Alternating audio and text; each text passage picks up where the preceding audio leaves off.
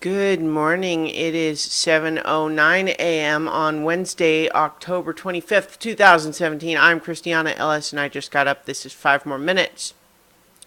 Last night I was thinking that today might be a good day for this video to talk more about my Extra Life campaign and to have it be less sort of a general, vague sort of, yeah, I'm going to do this thing, it's going to be cool, and have it be more like a serious pitch, like here's why you should pledge, and here's why it's a good cause, and here's how exciting it's going to be on the day, and so on.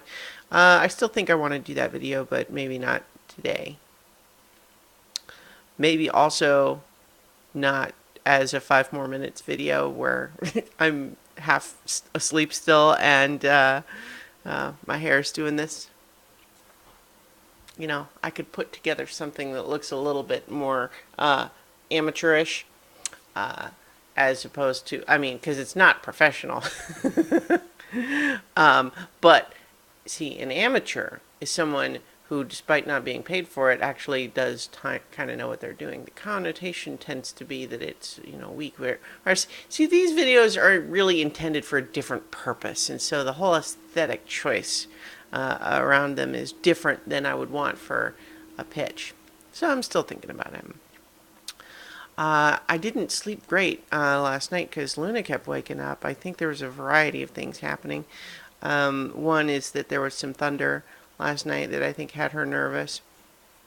But also she's got a little bit of a rash, which I think was making her uncomfortable. And who knows what else it might have been, but there was 2 or 3 times she woke me up last night. It's fine though. She seems like she's doing okay now. She dug one of these old, she doesn't usually get into bones, but she has this one great big one that she's had for years, and every so often she'll regain interest in it for about an hour. And so she did that this morning. Um,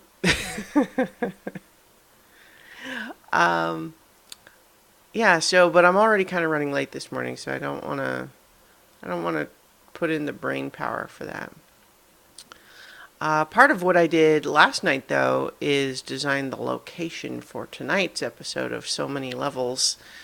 And that continues to be something I find satisfying, and with the real limitation just being my own artistic abilities. I'm going to show you a brief sneak preview here with the webcam pointing it down at the... this is an awkward angle to hold a camera at. It makes it difficult to point it at what I want it to be on. See? Anyway, so you can see this kind of a big map. Whoops.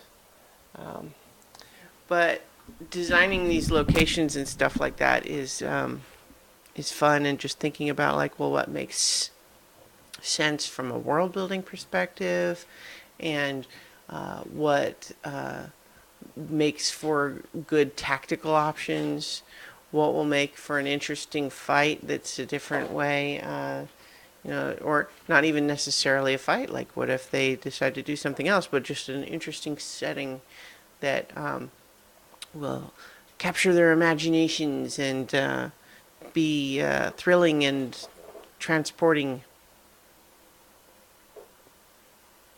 Luna's being silly. Where was I? Yeah, still sort of trying to wake up.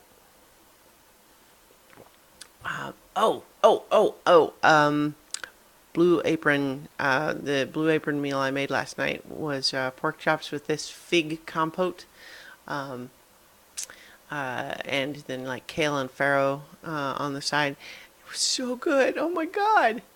Oh my god. It was so good. It was one of my favorite ones in a while.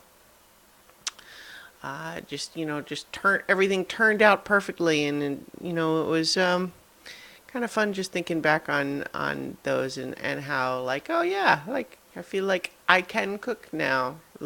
I know that that's, I'm not some expert chef or anything, but I can cook lots of things.